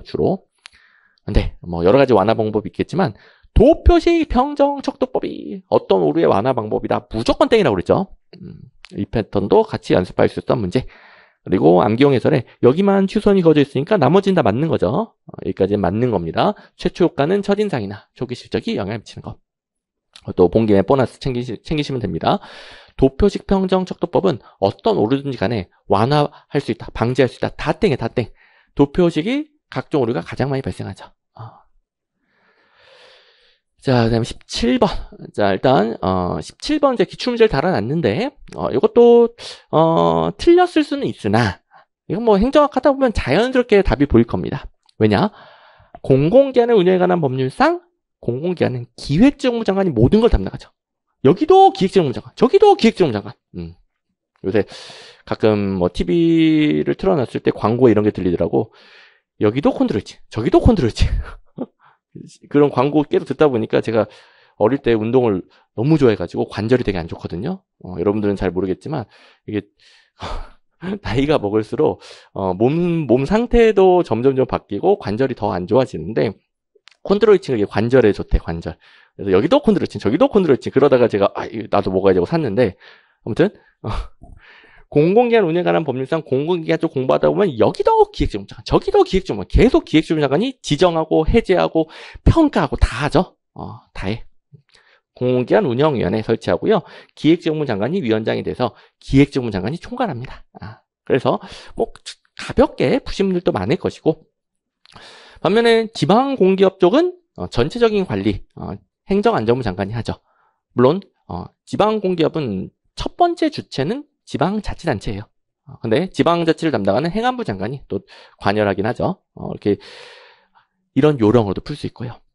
제가 기획재정부, 행정안전부 구분하는 출제 포인트. 국가재정과 관련성이 크냐? 지방재정과 관련성이 크냐? 만약에 내가 못 외운 게 나왔다, 혹은 까먹었다, 이 요령을 풀면 된다고 그랬죠? 공공기관을 운영하는 법률상 공공기관은 중앙정부의 공공기관, 지방공기업법상 지방공기업은 지방정부의 공공기관. 그러니까 바뀌었다는 거 바로 알 수 있죠. 그래서 자, 배우기도 했고 요령도 있고, 게다가 자, 위원회 위원장을 직접 낸 것까지는 아니지만 기출문제집에도 공공기관을 운영하는 법률상 공공기관의 유형을 구분하고 지정하는 건 행안부 장관 땡! 이 패턴이 똑같이 있습니다. 이 패턴이에요, 패턴. 그래서 기출문제에서도 연습을 했기 때문에 가장 틀린 건 3번이겠거니 라고 푸는 거죠. 그리고 뭐 4번은 고르면 큰일 나죠. 우리나라 준정부기관, 기금관리형 위탁지표형이 있고, 일단 지방공기업은 별로 안 나오는데 적어도 지방공기업 중 지방직영기업은 그냥 행정기관 형태이더라. 법인 아니고 일반적인 공기업, 법인 아니고요. 행정기관. 지방자치단체가 직접 운영합니다. 그리고 예시는 외울 필요 없다라고 그랬죠. 예시는 좀 대규모 인프라 건설 사업. 자, 공기업이 하는 건 일반 민간기업이 못하는 걸 정부가 공기업을 하는 거 아니겠습니까? 그래서 상하수도, 주택사업, 토지개발, 그리고 토목 등등 이렇게 대규모 인프라와 관련되는 것들 외울 필요 없죠. 그것만 이해하고 있었으면 옳다 할 수 있고, 그 다음에 지방공기업도 지방공기업 경영평가가 있고요. 그다음에 공공기관도 공공기관 경영평가가 각각 있죠. 당연히 있는 겁니다. 또 기출문제 비교해보시면 지방공기업 중 지방직영기업은 지방자치단체가 직접 사업 수행을 위해 소속 행정기관 형태로 지방자치단체가 직접도 하고 소속 행정기관 형태이다. 예시도 비슷하죠. 대규모 인프라 건설. 그리고 그다음에 공공기관 운영하는 법률상 공공기관에는 공기업 있고 준정부기관 있는데 준정부기관에는 위탁지표형과 기금관리형이 있죠. 일단 기본. 근데 기본인데 뭐 일부러 제가 최대한 기출문제에 있는 거 다 비교를 해보는 겁니다. 그리고 아까 봤던 패턴. 자, 그리고 이제 생소한 문제 18번, 19번. 여러분들 지금 1시간 정도 된 것 같은데 여러분들 제일 궁금한 부분 왔습니다. 18번, 19번 어떻게 푸는가. 궁금한 부분이니까 좀 힘드시다 하더라도 조금 이제 인간이니까 멈출 수 있잖아요. 좀 쉬었다 듣더라도 제대로 한번 18, 19번 잘 들어봅시다. 자, 저는 쉬지도 못해. 여러분들 쉬었다 할 수 있어요. 자, 체력을 회복하고서라도 파이팅 해봅시다. 자, 일단 다음 설명에 해당하는 개념. 공직자는 옳은 일 하기 위해, 예를 들어 국가나 공채의 대의를 위해 개인적으로 마음에 안 드는 비도덕적인 행위를 해야 되는 상황에 놓이기도 해요. 이게 개인의 가치관이나 윤리관에서는 수용할 수 없는 결정을 내려야 되는 문제가 있을 수 있습니다. 그래서 딜레마 상황이네요. 자, 그래서 이 중에 그러니까 보기들을 보시면 다 역설, 딜레마 이런 표현 쓰고 있죠. 다 딜레마 상황이니까 나름 난이도가 있는 거예요. 이건 나름. 보기들이 만만치가 않아요. 하지만 뭐 4번 땡하고 3번 집단행동의 딜레마는 무임승차잖아요. 무임승차하고는 전혀 상관없는 거니까 딜레마라는 단어만 보면 안 되고 뭐 1, 2번 중에 찍었다 잘한 겁니다. 이 정도만 있어도 아주 잘한 겁니다. 아주 1, 2번을 모른다라고 쳤을 때 근데 더러운 손의 딜레마는 워낙 유명한 개념이에요. 그래서 제가 여태까지는 한 번도 나온 적이 없기 때문에 본 강의에서는 다루지 않지만 제가 강조해 준 것들, 기출문제 있는 것들 수도 없이 반복하신 분들은 브리타 대비를 보면 좋다. 브리타 대비에는 넣어놨죠. 이게 그동안 안 나왔지만 워낙 유명한 개념이라 언제든 시험에 나올 수 있는 개념이에요. 그런 것들이 이제 브리타 대비를 들어가게 되는 거죠. 자, 합격을 위해 여러분들 꼭 마스터해야 되는 게 이 가운데라면은 그 변두리 정도가 브리타 대비. 그래서 자, 브리타 대비 이론에 관한 행정, 기본서, 정리에 관한 행정, 필기노트, 요약서에 다 들어가 있고 뭐 이렇게 다 들어가 있죠. 제가 그대로 교재 복사한 겁니다. 더러운 손의 딜레마. 공무원은 직무를 수행할 때 자신의 가치관, 이거 안 보이니까 제가 좀 이따 크게 띄워드릴게요. 그리고 브리타 대비 특강, 3시간밖에 안 돼요, 3시간. 그래서 제가 브리타 대비 여러분들 왜 안 봤어요? 나무라는 게 아니라 이건 우선순위 밀립니다. 자, 시험이 어렵게 나오든 쉽게 나오든 다른 수험생을 앞서서 합격하려면 기출문제집에 있는 거 먼저 제대로 한다. 이거 꼭 지키시고. 근데 그게 어느 정도 되신 분들은 좀 더 보는 거죠. 그리고 되신 분들은 브리타 대비 등등등 더 잘 챙길 수 있어요. 그래서 우선순위는 밀리지만 시간과 여력이 되면 보고 가는 개념이고 그리고 제가 무지막지하게 많은 것들 죄다 찍어주고 거기서 하나 얻어 걸렸다고 해서 저 적중시켰어요. 이런 짓거리는 절대 안 하죠. 아시는 분들은 아시겠지만 그건 여러분들의 합격을 방해하는 행위이기 때문에 절대 그런 짓거리를 안 합니다. 저는 딱 근거가 있는 거. 당연히 저도 신이 아니기 때문에 다 맞출 수 없어요. 그렇다고 모든 거 다 던져주는 게 아니라 알아서 다 챙기세요가 아니라 이걸 방해하지 않도록 딱 근거가 있는 거 몇 가지만 챙겨줍니다. 특강이 3시간밖에 안 된다니까요. 그리고 제가 계속 강조드리죠. 아무거나 찍어주는 게 아니라 근거가 있는 걸 찍어주기 때문에 워낙 유명한 개념이기 때문에 언젠가 나올 수 있다. 그러다 보니까 이렇게 적중률이 훨씬 높게 되는 거죠. 뭐 온갖 거 다 대비해서 그 중에 하나 얻어 걸렸다.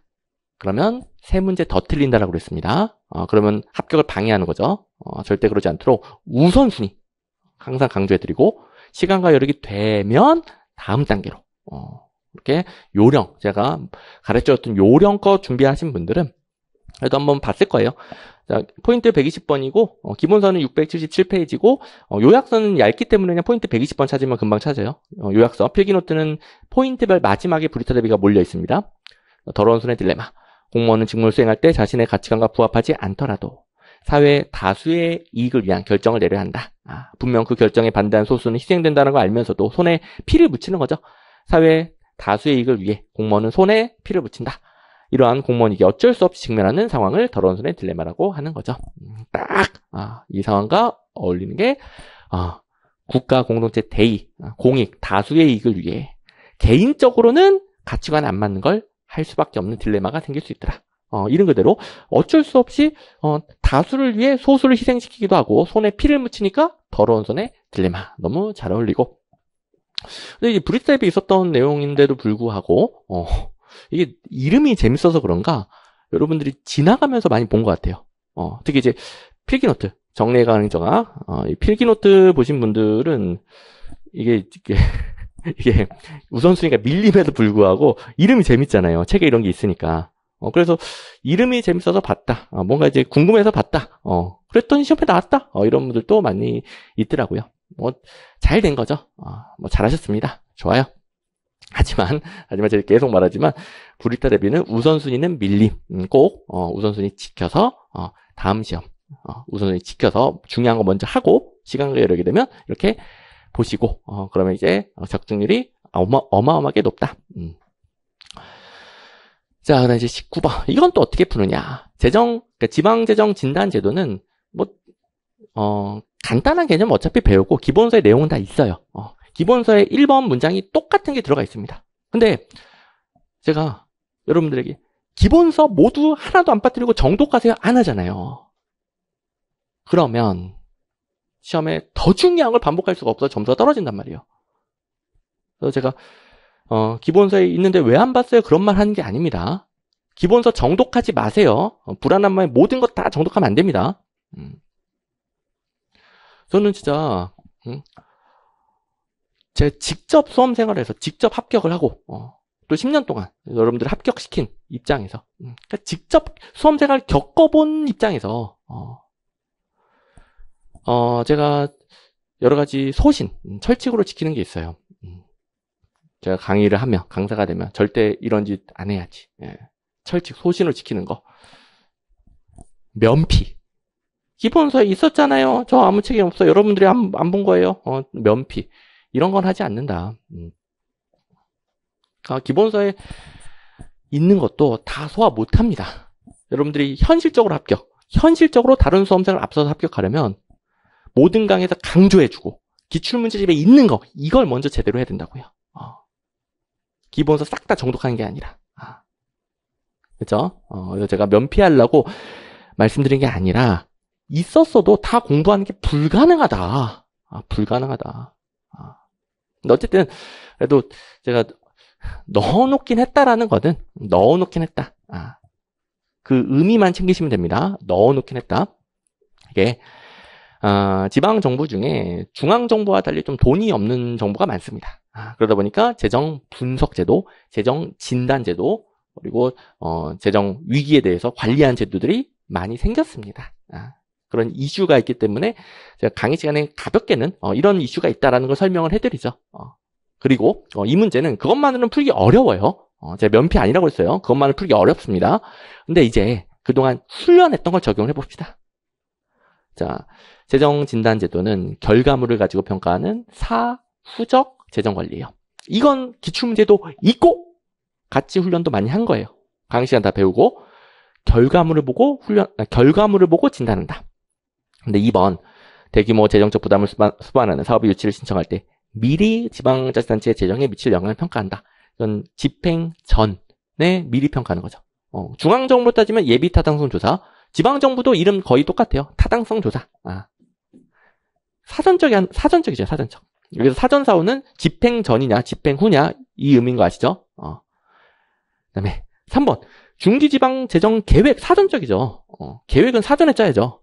적어도 2번, 3번은 지을 수 있어야 된다. 적어도. 이건 배운 거예요. 훈련한 거예요. 내용도 배우고 훈련도 하고. 그 다음에 4번. 소속 공무원의 인건비를 30일 이상 지급하지 못하여 자력으로 재정 위기 상황을 극복하기 어렵다라고 판단하는 경우 실시한다. 이거는, 자, 재정 위험 수준을 고려한다랑 이미 위기예요. 위기 상황을 극복한다랑 했을 때, 이게 1번, 4번을 비교하면은 1번이 좀 더 적합하다는 게 들어옵니다. 자, 4개를 다 비교하면 비교가 어렵지만 확실하게 지우고 나서 2개를 비교하면 잘 들어오죠. 아직은 진단입니다. 진단. 1번, 재정 위험 수준 점검 결과 재정 위험 수준이 대통령이 정하는 기준을 초과하는 지방자치단체에 대해서 위험 수준이 높네? 진단해 봐야 되겠다. 실시할 수 있다. 랑 4번, 자력으로 재정 위기 상황을 극복하기 어려워요. 지금 위기고 극복이 안 돼요. 거의 뭐 망해가는 거죠.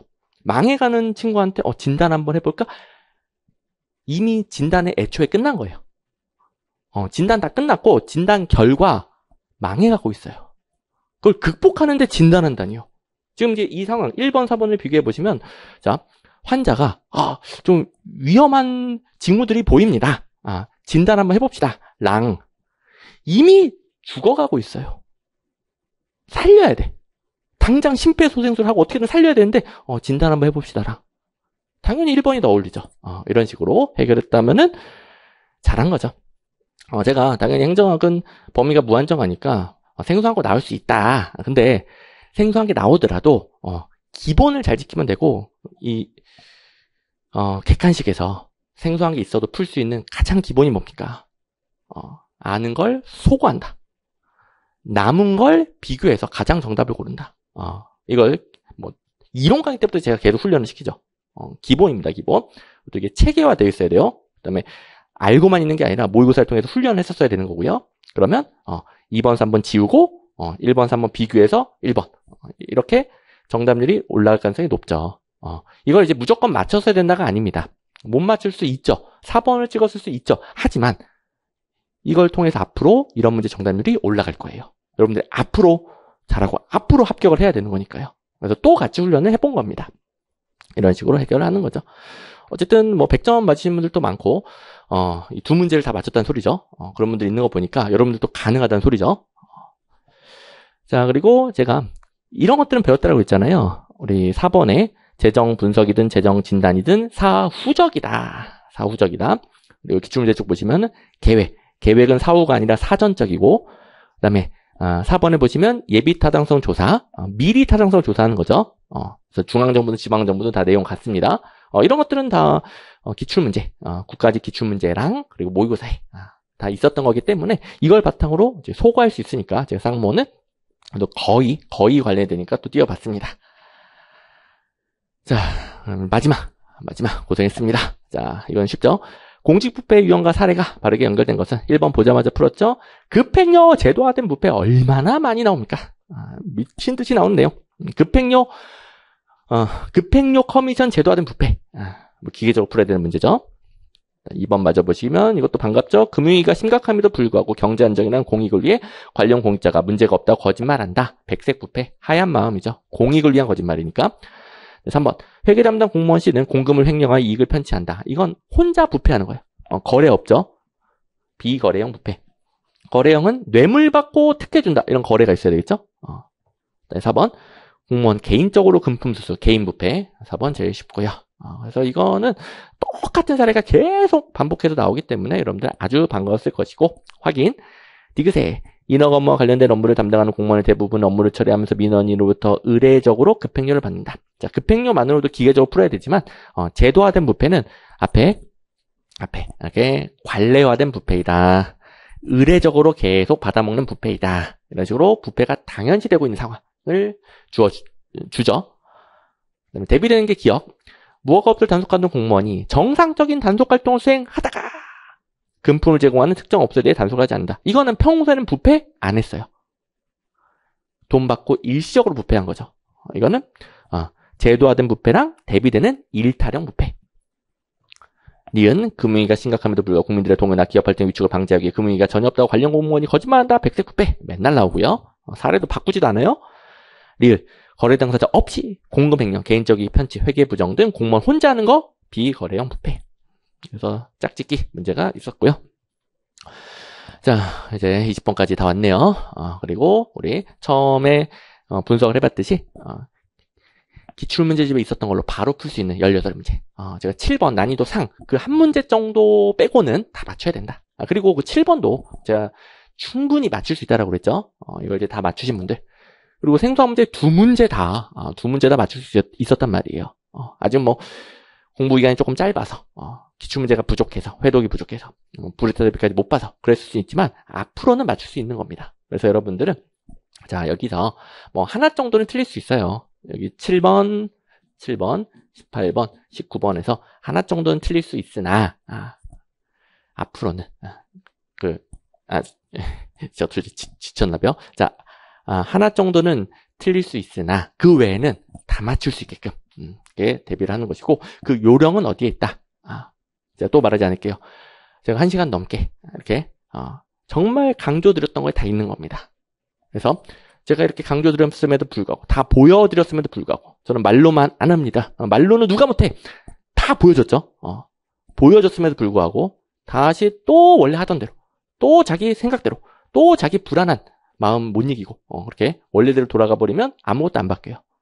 여러분들 점수가 바뀌고 여러분들 합격 여부가 바뀌는 거 여러분들이 공무원이 되는 건 실천할 때예요. 실천.